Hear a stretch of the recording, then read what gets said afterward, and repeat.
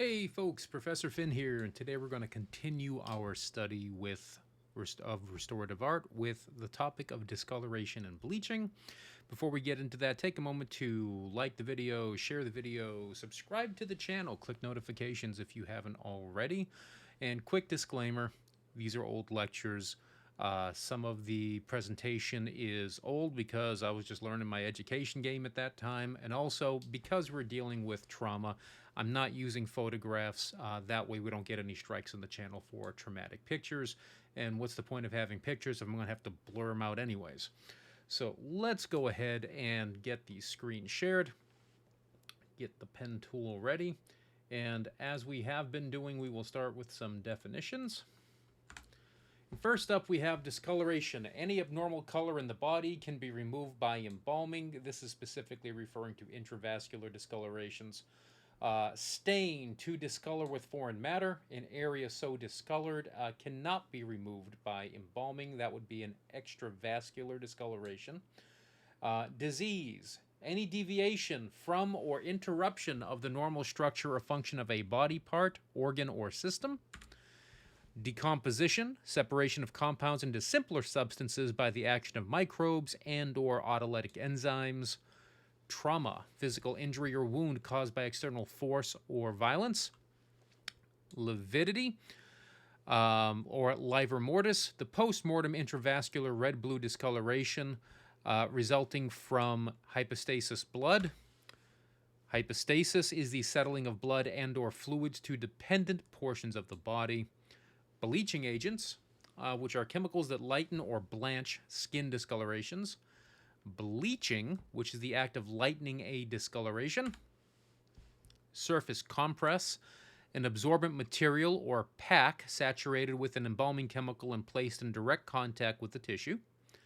Hypodermic injection, injection of chemicals directly into the tissues through the use of a syringe and needle. Phenol, or carbolic acid, antiseptic disinfectant employed to dry moist tissues and to bleach discolored tissue. The buccal cavity, the space between the lips and gums and teeth, the vestibule of the oral cavity. And blanch, to whiten by removing color, to make pale. So, discolorations versus stains.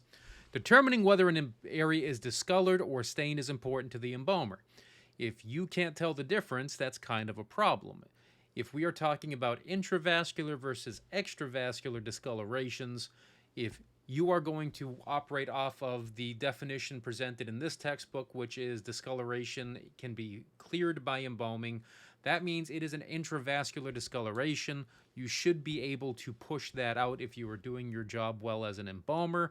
If you can't do it with the one point, you go to a multi-point injection, something of that nature. But if it is stain, the only option that you have is to use opaque cosmetic to cover it up. You can bleach it however you want, but then you are trading one discoloration for a different discoloration, and ultimately you would have to cosmetize over it. Stains mean the blood has hemolyzed or ruptured, releasing the hemoglobin into the tissues, causing the post-mortem stain. Discolorations can happen before, during, or after embalming. They can also appear after cosmetizing, and the causes of discoloration are very varied.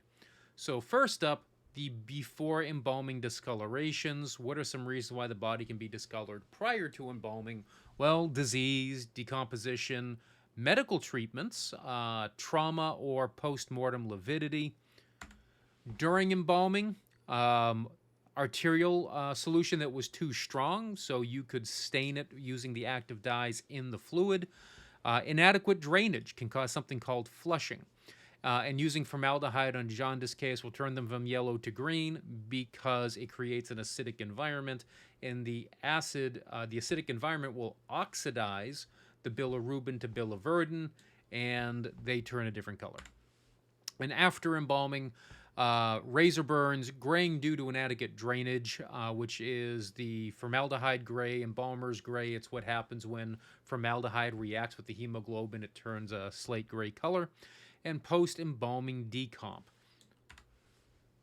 So treatments for discolorations. First, surface compresses, use of a bleaching agent and cotton. You could use compresses externally, internally. You can use them for deep wound treatment. They can bleach, they can preserve, they can dehydrate. They can reduce swelling because they are a dehydrating agent.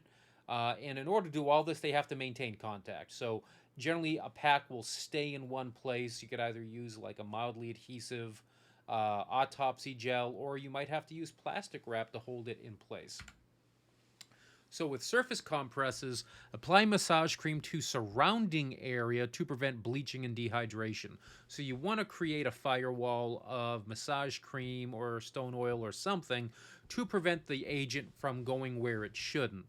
And once again, there are two common agents, cavity fluids and carbolic acid. If you are trying to bleach, you want to emphasize the carbolic acid or phenol. If you're trying to preserve, you're going to want to use the cavity fluid.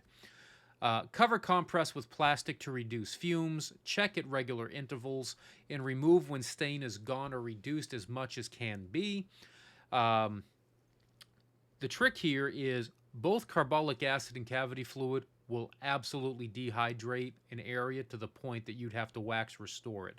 Whether that's good, whether that's bad, that's going to be for you to decide in the case you're working on. But the moral of the story is you want to get it to a point that either by experience or by talking to people with experience demonstrates that you have accomplished your job with whatever you're trying to do. And another book that I've read is then if you are using something like carbolic acid, when you take it off and you want to stop the dehydration reaction, you need to apply rubbing alcohol. Hypodermic injection. Inject the bleaching agent into stained tissue using syringe and needle. Injecting the bleaching agent into the entire stained area. This may require the needle be moved throughout the area or fluid digitally pressed and massaged throughout the area.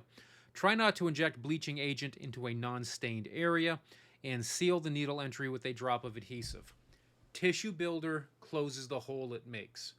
Any other thing that you inject, you will have to deal with the hole you have made. Every hole will leak.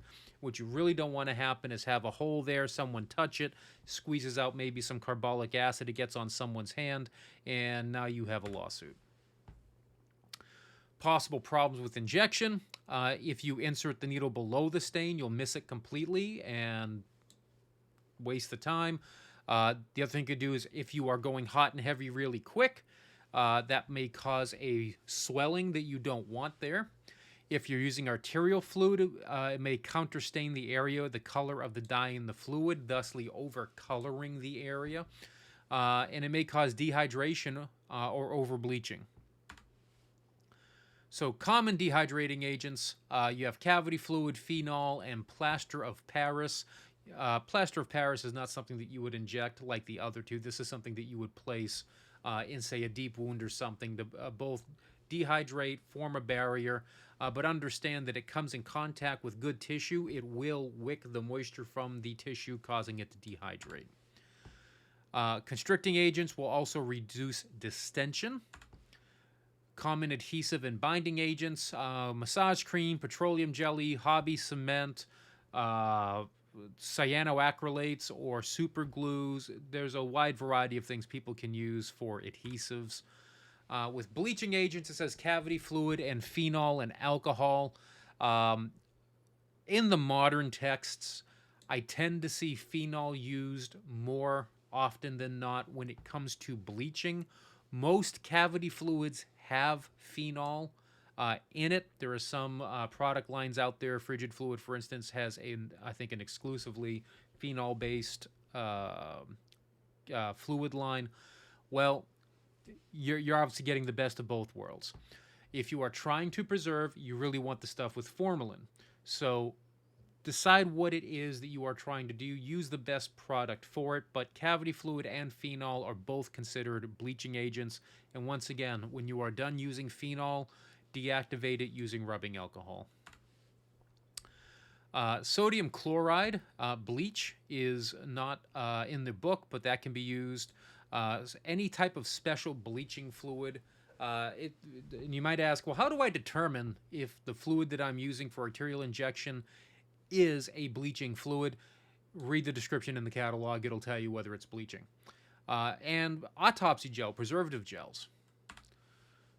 So what are the effects of bleaching agents? Well, as you can imagine, they lighten the stained area. They will also lighten non-stained tissue. It is indiscriminate.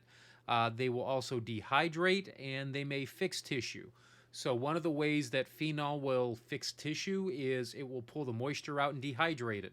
If we are talking about fixation, we're typically talking about formalin reacting and preserving the area. But understand, dehydrated tissue does not decompose. You need water for decomposition. You should not go in with a mentality that if I dehydrate everything, then it's not going to decompose. You're also going to turn that body into a piece of jerky. It's also equally unviewable. So you never want to go overboard with the dehydrating agents. Most surface stains can be removed by soap and water during the bathing at the beginning of embalming. So right at primary disinfection, you should be trying to remove what stains you can. Be aware that you do not want to abrade the body, so use the proper solvents for the proper stains. And here are difficult stains and their solvents. So if you have adhesive tape, this is commonly found when people are taping up bandages or something like that. Rubbing alcohol either is considered the best general stain remover. If you have blood, cold water, ammonia, soap, and cold water with borax can help you with blood. Paint, turpentine, or paint thinner. And with nicotine, you could use lemon juice or bleach, tar or varnish, acetone, commercial remover, liquid shampoo.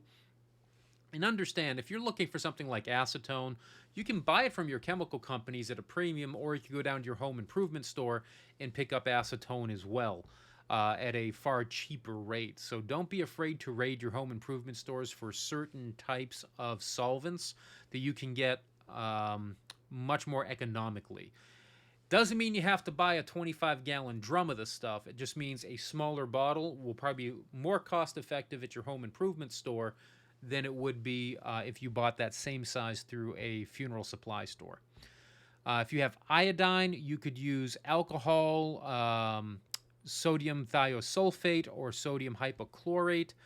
Mercurochrome, if you bump into mercurochrome, use bleach and then rinse with vinegar, or you could use an acid alcohol mix. Mercurochrome is not really that popular anymore. This was something that was really popular back in the 80s. Grease, you could use either acetone, gasoline, liquid shampoo, or trichloroethylene. Oil, ether, kerosene, gasoline, carbon tetrachloride, or trichloroethylene. And understand that some of these things are really, really super flammable, so you want to be very, very careful when using it. When you are done using a chemical or a solvent like this, you want to make sure it is completely rinsed so that you don't have to worry about any sort of interactions with other chemicals you might be using. If you have wax, you could use either to melt the wax. Urine, you could use ammonia. Ink is best removed by lemon juice, petroleum jelly, acetone, ethyl acetate. Glue, you could use a glue solvent or white vinegar in a pinch. Lipstick, just use dry cleaning solvent. Just go in there with your dry shampoos. Bonded polymer cement, acetone, toluene, benzene.